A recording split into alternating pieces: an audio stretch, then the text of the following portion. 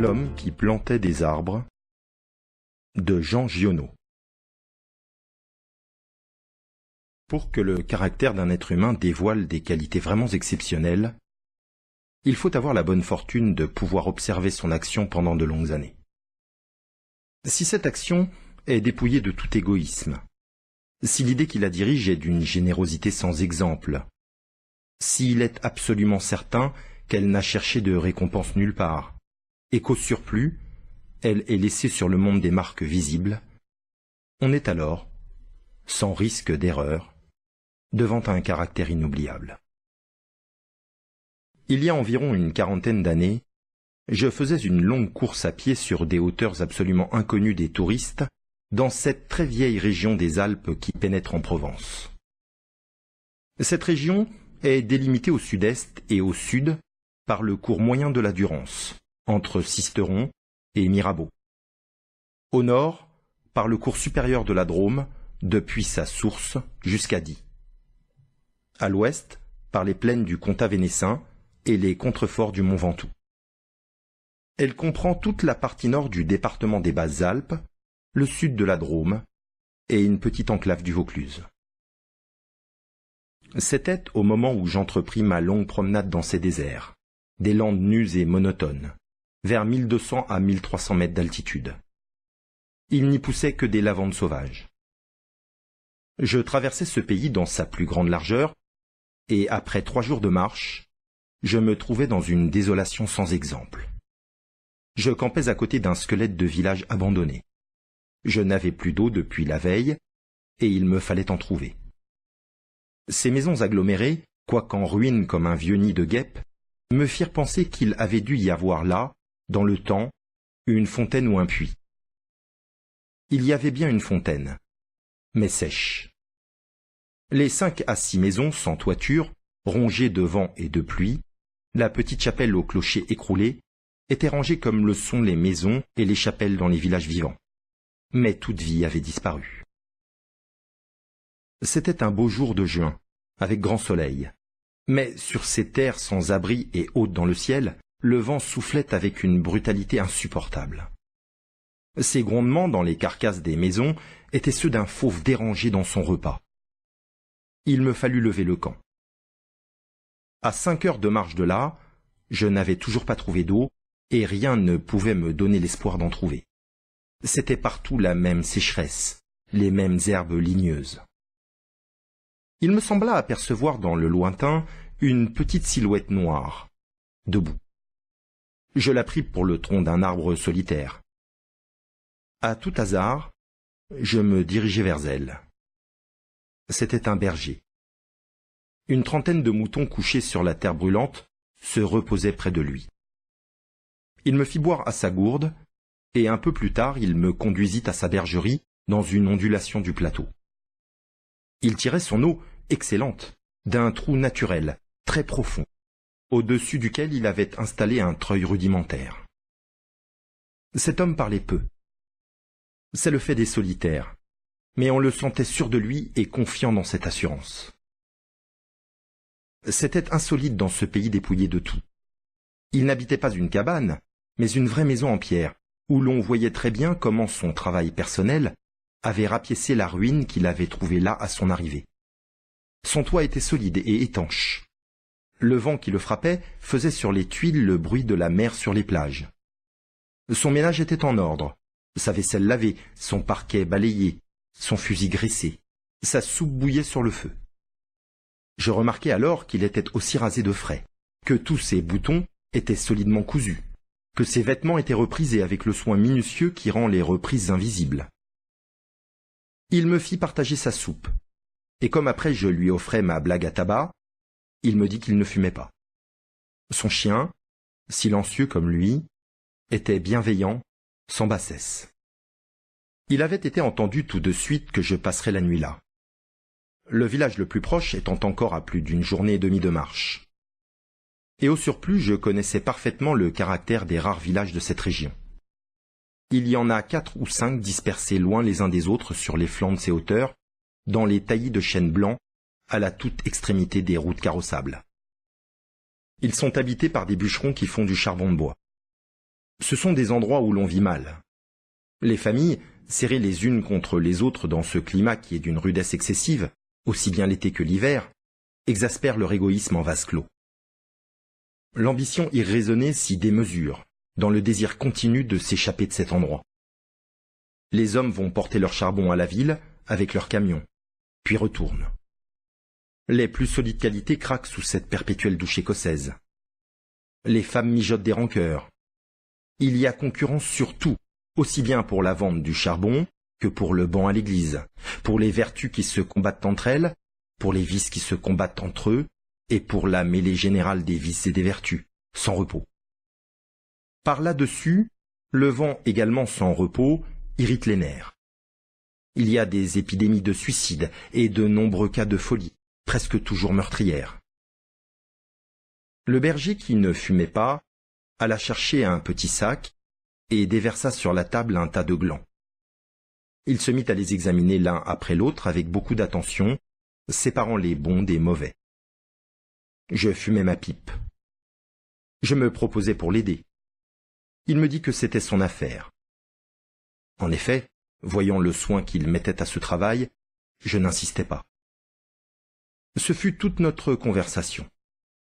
Quand il y eut du côté des bons un tas de glands assez gros, il les compta par paquets de 10.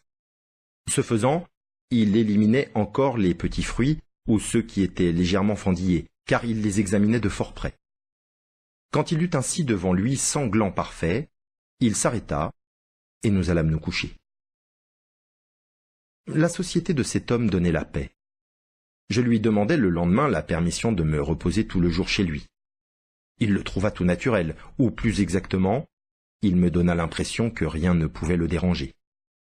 Ce repos ne m'était pas absolument obligatoire, mais j'étais intrigué, et je voulais en savoir plus. Il fit sortir son troupeau, et il le mena à la pâture.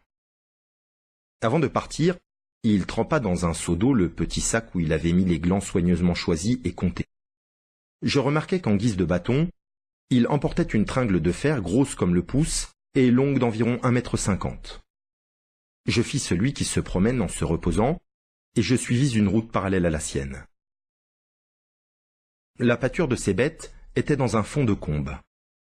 Il laissa le petit troupeau à la garde du chien, et il monta vers l'endroit où je me tenais. J'eus peur qu'il vînt pour me reprocher mon indiscrétion, mais pas du tout. C'était sa route, et il m'invita à l'accompagner si je n'avais rien de mieux à faire. Il allait à 200 mètres de là, sur la hauteur. Arrivé à l'endroit où il désirait aller, il se mit à planter sa tringle de fer dans la terre. Il faisait ainsi un trou dans lequel il mettait un gland, puis il rebouchait le trou. Il plantait des chênes. Je lui demandai si la terre lui appartenait. Il me répondit que non. Savait-il à qui elle était? Il ne savait pas. Il supposait que c'était une terre communale, ou peut-être était-elle la propriété de gens qui ne s'en souciaient pas. Lui ne se souciait pas de connaître les propriétaires. Il planta ainsi ses 100 glands avec un soin extrême. Après le repas de midi, il recommença à trier sa semence. Je mis, je crois, assez d'insistance dans mes questions puisqu'il y répondit. Depuis 3 ans, il plantait des arbres dans cette solitude. Il en avait planté 100 000. Sur les 100 000, 20 000 étaient sortis. Sur ces 20 000, il comptait encore en perdre la moitié, du fait des rongeurs ou de tout ce qu'il y a d'impossible à prévoir dans les desseins de la Providence. Restaient 10 000 chênes qui allaient pousser dans cet endroit où il n'y avait rien auparavant. C'est à ce moment-là que je me souciais de l'âge de cet homme. Il avait visiblement plus de 50 ans. 55, me dit-il. Il s'appelait Elzéar Bouffier. Il avait possédé une ferme dans les plaines. Il y avait réalisé sa vie. Il avait perdu son fils unique, puis sa femme. Il s'était retiré dans la solitude où il prenait plaisir à vivre lentement, avec ses brebis et son chien. Il avait jugé que ce pays mourait par manque d'arbres. Il ajouta que, n'ayant pas d'occupation très importante, il avait résolu de remédier à cet état de choses.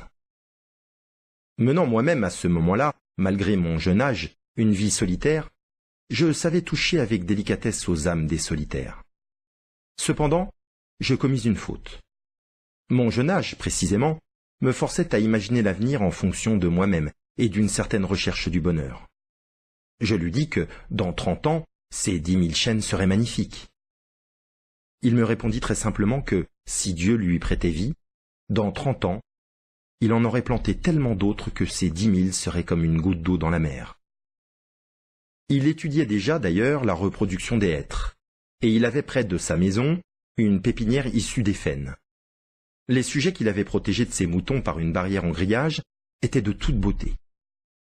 Il pensait également à des bouleaux pour les fonds où, me dit-il, une certaine humidité dormait à quelques mètres de la surface du sol. Nous nous séparâmes le lendemain. L'année d'après, il y eut la guerre de 14, dans laquelle je fus engagé pendant 5 ans. Un soldat d'infanterie ne pouvait guère y réfléchir à des arbres. À dire vrai, la chose même n'avait pas marqué en moi. Je l'avais considéré comme un dada, une collection de timbres, et oublié. Sorti de la guerre, je me trouvais à la tête d'une prime de démobilisation minuscule, mais avec le grand désir de respirer un peu d'air pur. C'est sans idée préconçue, sauf celle-là, que je repris le chemin de ces contrées désertes. Le pays n'avait pas changé. Toutefois, au-delà du village mort, j'aperçus dans le lointain une sorte de brouillard gris qui recouvrait les hauteurs comme un tapis. Depuis la veille, je m'étais remis à penser à ce berger planteur d'arbres. 10 000 chênes, me disais-je, occupent vraiment un très large espace. J'avais vu mourir trop de monde pendant 5 ans pour ne pas imaginer facilement la mort d'Elzéar Bouffier, d'autant que, lorsqu'on en a 20, on considère les hommes de 50 comme des vieillards à qui il ne reste plus qu'à mourir. Il n'était pas mort. Il était même fort vert. Il avait changé de métier. Il ne possédait plus que 4 brebis, mais par contre une centaine de ruches. Il s'était débarrassé des moutons qui mettaient en péril ses plantations d'arbres. Car, me dit-il, et je le constatais, il ne s'était pas du tout soucié de la guerre. Il avait imperturbablement continué à planter. Les chênes de 1910 avaient alors 10 ans, et étaient plus hauts que moi et que lui. Le spectacle était impressionnant. J'étais littéralement privé de parole, et comme lui ne parlait pas, nous passâmes tout le jour en silence à nous promener dans la forêt. Elle avait en 3 tronçons 11 kilomètres dans sa plus grande largeur. Quand on se souvenait que tout était sorti des mains et de l'âme de cet homme, sans moyens techniques, on comprenait que les hommes pourraient être aussi efficaces que Dieu dans d'autres domaines que la destruction. Il avait suivi son idée, et les hêtres qui m'arrivaient aux épaules, répandus à perte de vue, en témoignaient. Les chênes étaient drus et avaient dépassé l'âge où ils étaient à la merci des rongeurs. Quant au dessein de la Providence elle-même, pour détruire l'œuvre créée, il lui faudrait avoir désormais recours au cyclone. Il me montra d'admirables bosquets de bouleaux qui dataient de 5 ans, c'est-à-dire de 1915, de l'époque où je combattais à Verdun.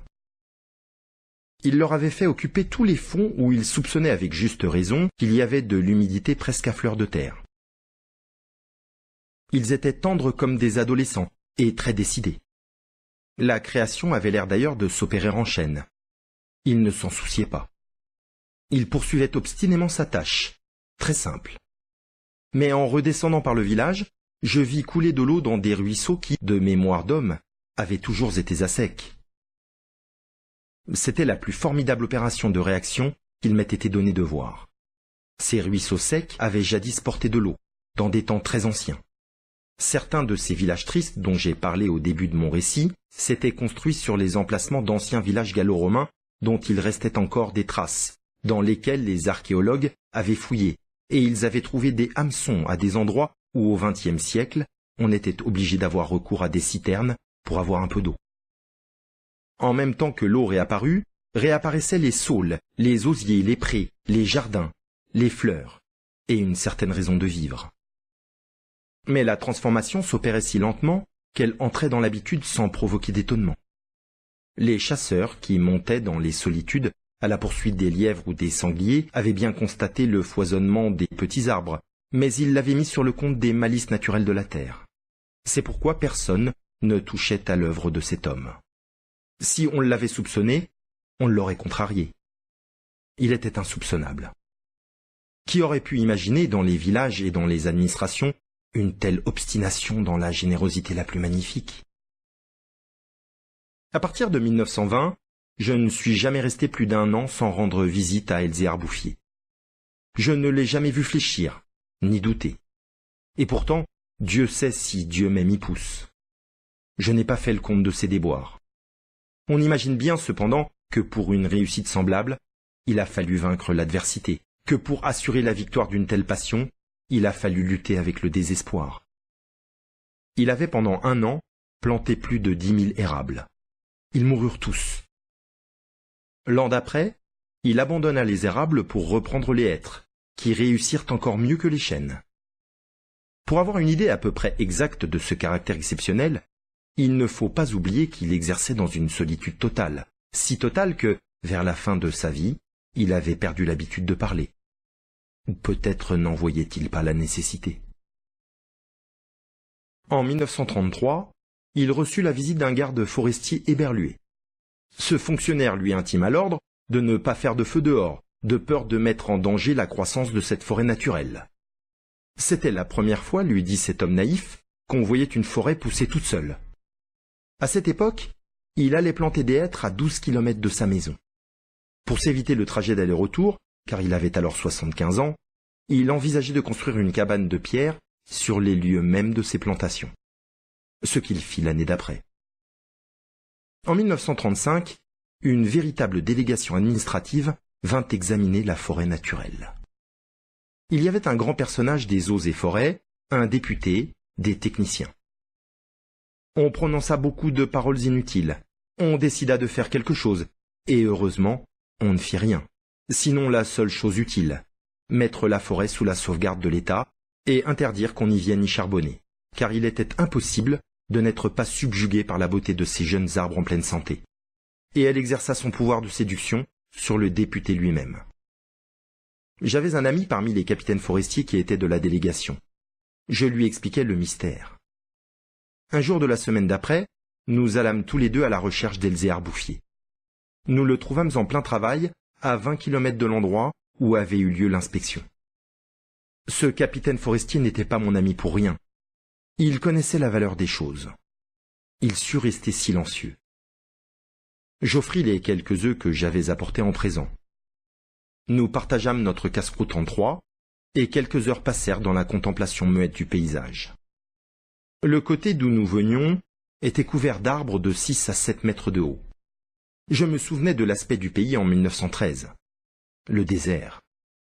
Le travail paisible et régulier, l'air vif des hauteurs, la frugalité et surtout la sérénité de l'âme avaient donné à ce vieillard une santé presque solennelle. C'était un athlète de Dieu. Je me demandais combien d'hectares il allait encore couvrir d'arbres. Avant de partir, mon ami fit simplement une brève suggestion à propos de certaines essences auxquelles le terrain d'ici paraissait devoir convenir. Il n'insista pas. Pour la bonne raison, me dit-il après, que ce bonhomme en sait plus que moi. Au bout d'1 heure de marche, l'idée ayant fait son chemin en lui, il ajouta « Il en sait beaucoup plus que tout le monde. Il a trouvé un fameux moyen d'être heureux. » C'est grâce à ce capitaine que non seulement la forêt, mais le bonheur de cet homme furent protégés. Il fit nommer 3 gardes forestiers pour cette protection, et il les terrorisa de telle façon qu'ils restèrent insensibles à tous les pots de vin que les bûcherons pouvaient proposer. L'œuvre ne courut un risque grave que pendant la guerre de 1939. Les automobiles, marchant alors au gazogène, on n'avait jamais assez de bois. On commença à faire des coupes dans les chênes de 1910, mais ces quartiers sont si loin de tout réseau routier que l'entreprise se révéla très mauvaise au point de vue financier. On l'abandonna. Le berger n'avait rien vu. Il était à 30 kilomètres de là, continuant paisiblement sa besogne, ignorant la guerre de 39, comme il avait ignoré la guerre de 14. J'ai vu Elzéar Bouffier pour la dernière fois en juin 1945. Il avait alors 87 ans. J'avais donc repris la route du désert, mais maintenant, malgré le délabrement dans lequel la guerre avait laissé le pays, il y avait un quart qui faisait le service entre la vallée de la Durance et la montagne. Je mis sur le compte de ce moyen de transport relativement rapide le fait que je ne reconnaissais plus les lieux de mes premières promenades. Il me semblait aussi que l'itinéraire me faisait passer par des endroits nouveaux. J'eus besoin d'un nom de village pour conclure que j'étais bien cependant dans cette région jadis en ruine et désolée. Le car me débarqua à Vergon. En 1913, ce hameau de 10 à 12 maisons avait 3 habitants. Ils étaient sauvages, se détestaient, vivaient de chasse au piège, à peu près dans l'état physique et moral des hommes de la préhistoire. Les orties dévoraient autour d'eux les maisons abandonnées. Leurs conditions étaient sans espoir. Il ne s'agissait pour eux que d'attendre la mort, situation qui ne prédispose guère aux vertus. Tout était changé, l'air lui-même. Au lieu des bourrasques sèches et brutales qui m'accueillaient jadis, soufflait une brise souple, chargée d'odeurs. Un bruit semblable à celui de l'eau venait des hauteurs. C'était celui du vent dans les forêts. Enfin, chose plus étonnante, j'entendis le vrai bruit de l'eau coulant dans un bassin. Je vis qu'on avait fait une fontaine, qu'elle était abondante, et, ce qui me toucha le plus, on avait planté près d'elle un tilleul qui pouvait déjà avoir dans les 4 ans. Déjà gras, symbole incontestable d'une résurrection. Par ailleurs, Vergon portait les traces d'un travail pour l'entreprise duquel l'espoir est nécessaire. L'espoir était donc revenu. On avait déblayé les ruines, abattu les pans de murs délabrés et reconstruit 5 maisons. Le hameau comptait désormais 28 habitants, dont 4 jeunes ménages. Les maisons neuves, crépies de frais, étaient entourées de jardins potagers où poussaient, mélangés mais alignés, les légumes et les fleurs, les choux et les rosiers, les poireaux et les gueules de loup, les céleris et les anémones. C'était désormais un endroit où l'on avait envie d'habiter. À partir de là, je fis mon chemin à pied. La guerre dont nous sortions à peine n'avait pas permis l'épanouissement complet de la vie. Mais Lazare était hors du tombeau. Sur les flancs abaissés de la montagne, je voyais de petits champs d'orge et de seigle en herbe. Au fond des étroites vallées, quelques prairies verdissaient. Il n'a fallu que les 8 ans qui nous séparent de cette époque pour que tout le pays resplendisse de santé et d'aisance. Sur l'emplacement des ruines que j'avais vues en 1913, s'élèvent maintenant des fermes propres, bien crépies, qui dénotent une vie heureuse et confortable. Les vieilles sources, alimentées par les pluies et les neiges que retiennent les forêts, se sont remises à couler. On en a canalisé les eaux. À côté de chaque ferme, dans des bosquets d'érables, les bassins des fontaines débordent sur des tapis de menthe fraîche. Les villages se sont reconstruits, peu à peu. Une population venue des plaines où la terre se vend chère s'est fixée dans le pays, y apportant de la jeunesse, du mouvement, de l'esprit d'aventure. On rencontre dans les chemins des hommes et des femmes bien nourris, des garçons et des filles qui savent rire et ont repris goût aux fêtes campagnardes. Si on compte l'ancienne population, méconnaissable depuis qu'elle vit avec douceur, et les nouveaux venus, plus de 10 000 personnes doivent leur bonheur à Elzéar-Bouffier. Quand je réfléchis qu'un homme seul, réduit à ses simples ressources physiques et morales, a suffi pour faire surgir du désert ce pays de Canaan, je trouve que, malgré tout, la condition humaine est admirable.